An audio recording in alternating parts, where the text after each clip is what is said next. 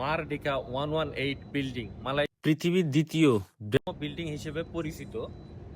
এই বিল্ডিং এর কিছু তথ্য আপনাদেরকে দেওয়ার চেষ্টা করি। মালয় ভাষার মুক্তি এবং মালয়েশিয়ানদের স্বাধীনতার প্রতীক হিসেবে এই বিল্ডিংটা তৈরি করা হয়।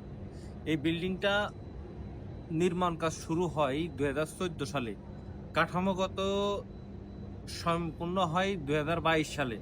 এই বিল্ডিংটা তৈরি করতে খরচ হয় $1.5 বিলিয়ন।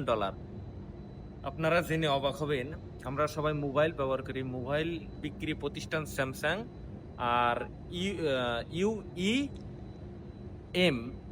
গ্রুপ, এই দুইটা গ্রুপ মিলে এই বিল্ডিংটা তৈরি করে।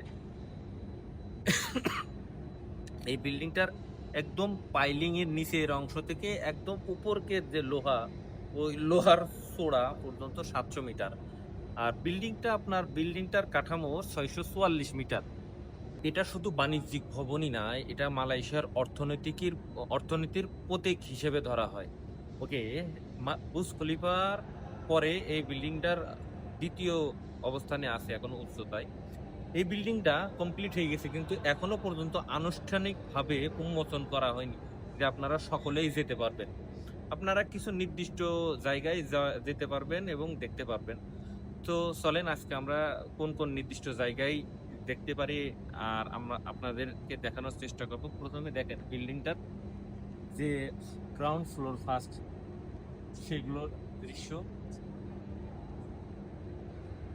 অত্যন্ত মনোমুগ্ধকর এবং সুন্দর। ঠিক আছে, এটা হচ্ছে প্রবেশের রাস্তা, এখান থেকে বিল্ডিং এর ভিতরে যেতে পারবেন। কিন্তু বিল্ডিং এর ভিতরে আপনার উপরে হোটেল আছে।